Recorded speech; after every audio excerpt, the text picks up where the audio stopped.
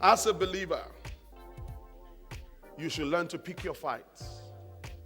You should only fight when your destiny is threatened.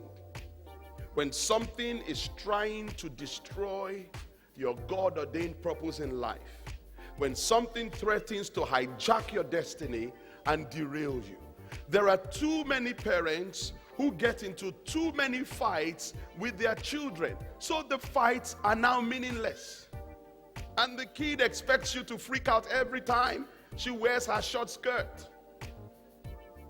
You must learn to pick your fights. Choose what mountain you will die on. Welcome to Maximize Live, the television broadcast from New Wine Church, London. Jesus said, I have come that you may have life and have it more abundantly. Our mandate is to challenge you to be all you can be. So get ready to be encouraged, enriched, and empowered. You will never be the same again.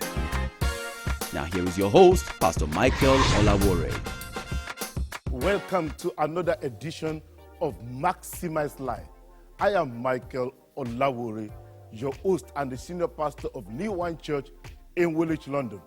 Today we are looking at another life-transforming message by Dr. Tayo Adeyemi, the founding pastor of New Wine Church, London, and my spiritual father, who has gone home to be with the Lord.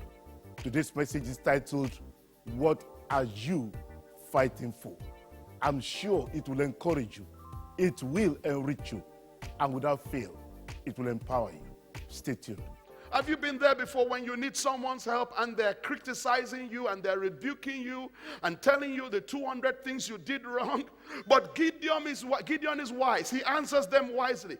He said, you guys are so strong. You are so mighty. You are so awesome. You are so victorious. You are so smart. I don't even come close. He said, nothing I have done can even come close to the awesome things that you have accomplished. The leftovers of your harvest, when you've reaped your harvest, the leftovers are even better than my prime harvest.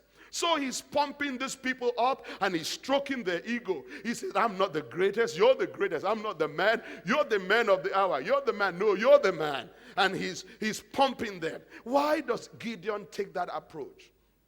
Because it's obvious that the Ephraimites are jealous of Gideon. There he is, struggling in a fight, about to collapse. And the people who could help him are jealous of him. Have you ever been there? Have you ever had people jealous of you at a time that you were most vulnerable? When they should have got behind you and supported you and helped you, that's when they're criticizing you. And so at a time of desperate need, you've got to stop and stroke their ego because they're intimidated by you. And they have no idea how you feel about what you're going through. Here they are, jealous of you, and you're about to die.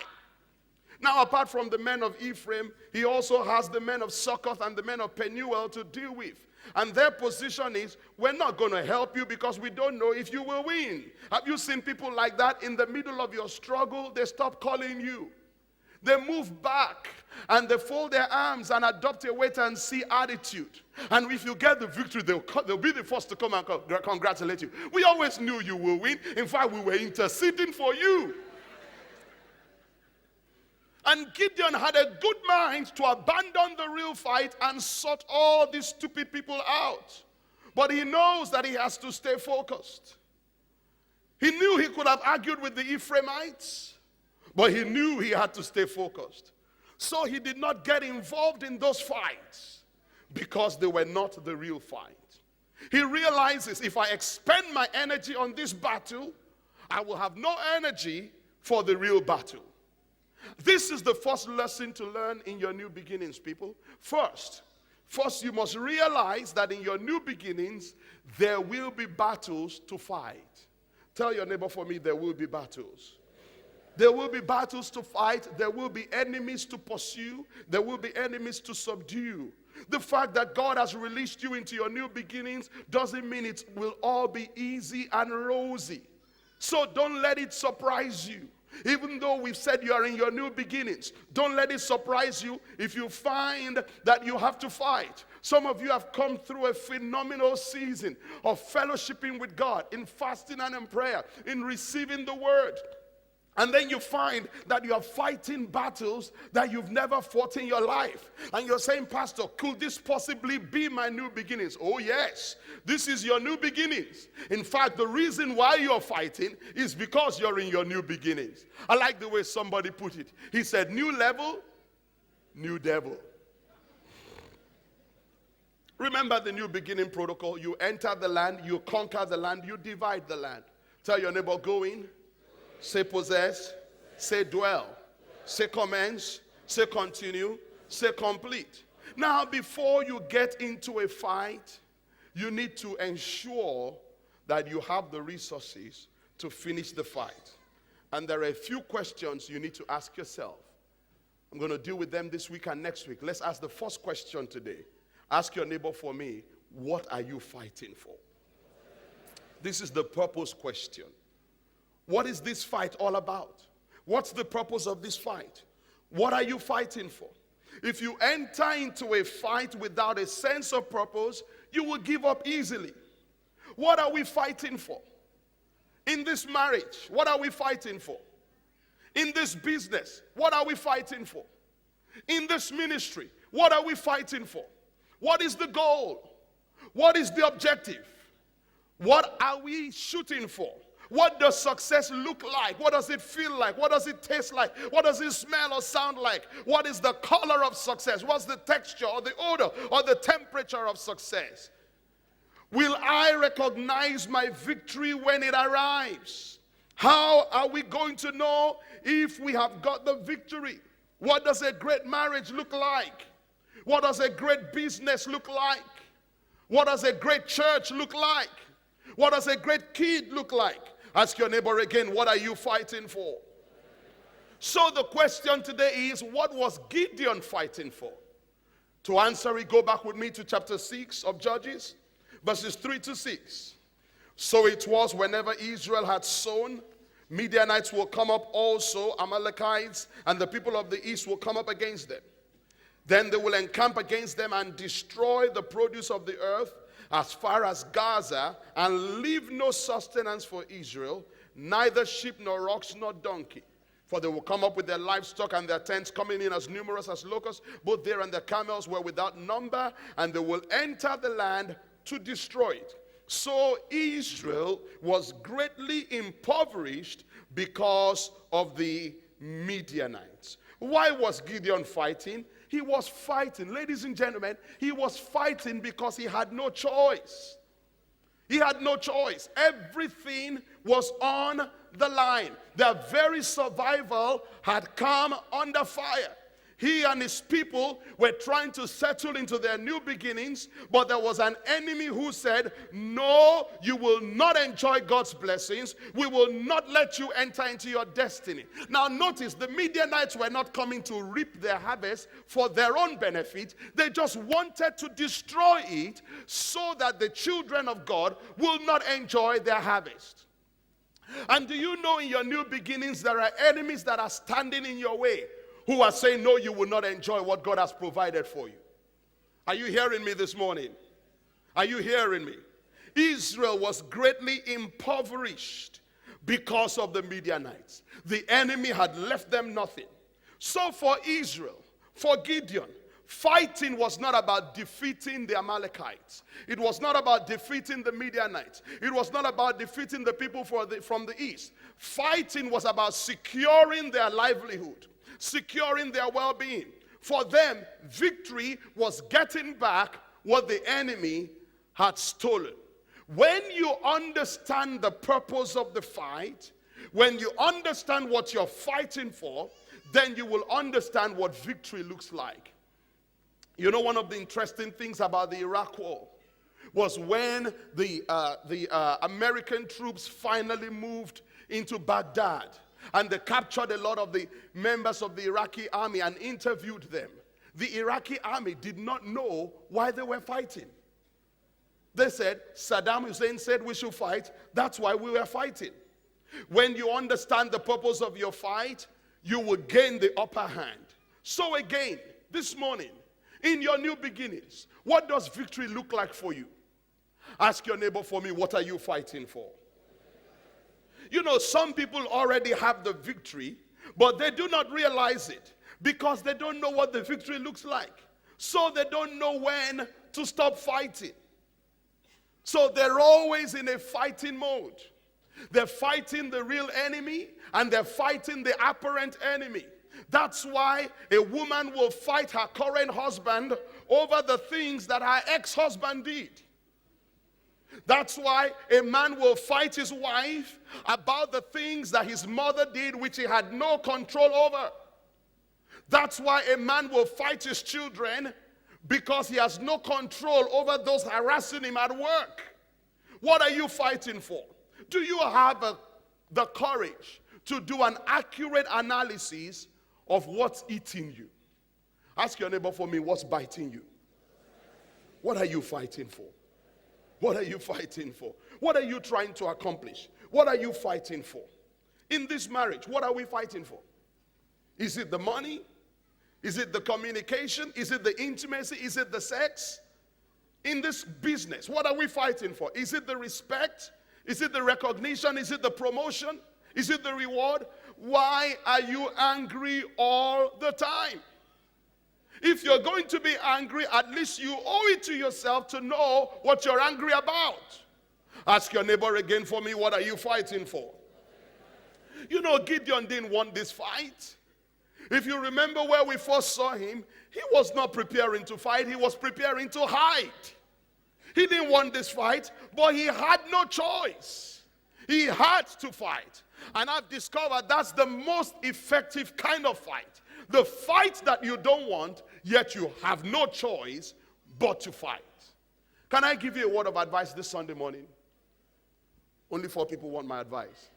Can I give you some advice today? Most of the things that come against you, I advise you to ignore. Did you hear me? Most of the things that come against you, what must you do? Ignore them.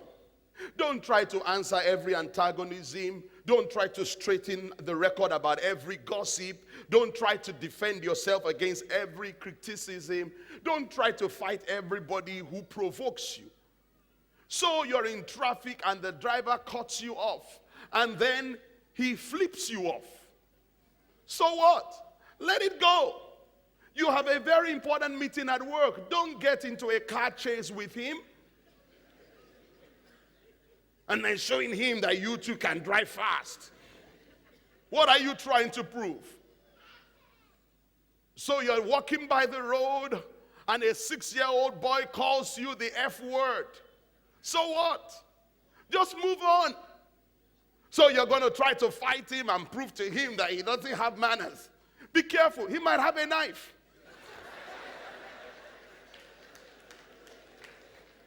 So they're spreading rumors at work that last promotion you got, you didn't really deserve it. And you're going to try to prove to everybody that you really deserved it. Don't even bother. Did you know that some things only gain power when you give them attention? Did you know that? The vast majority of enemies that come against you are not even worth your time of day. It does you no good to try to engage in a battle with a cockroach. No good. Did you see that movie Mouse Hunt? 2 grown-ups trying to kill a mouse, and they wreck an entire house trying to kill a mouse, a whole mansion, and then the mouse got away. As a believer, you should learn to pick your fights. You should only fight when your destiny is threatened. When something is trying to destroy your God-ordained purpose in life. When something threatens to hijack your destiny and derail you. There are too many parents who get into too many fights with their children. So the fights are now meaningless. And the kid expects you to freak out every time she wears her short skirt. You must learn to pick your fights. Choose what mountain you will die on. There are some things you just look away and pretend you didn't see. So that when you really get down and say, this one we're going to fight, the child knows you mean business. Now, you've threatened so many times, your threats mean nothing to your child anymore. What are you fighting for? Here you are in Nehemiah, trying to build something significant for the kingdom. And Sanballat and Tobiah are down in the valley of oh no, the valley of negativity. And they're telling you, why don't you come down and talk to us? Let's have a debate and let's straighten this thing out once and for all. We want to sort you out. Your motives are not right. How do you answer them? You want me to come down to oh no? Oh no, I'm not coming to oh no. I'm too busy to come down. Why? Because for you, the fight is to stay on that wall, to maintain your focus, to keep doing what you're doing until you complete the task. If you don't pay attention to these, you will simply waste your time. You will come down from the most important thing in your life to attend to the most silly thing.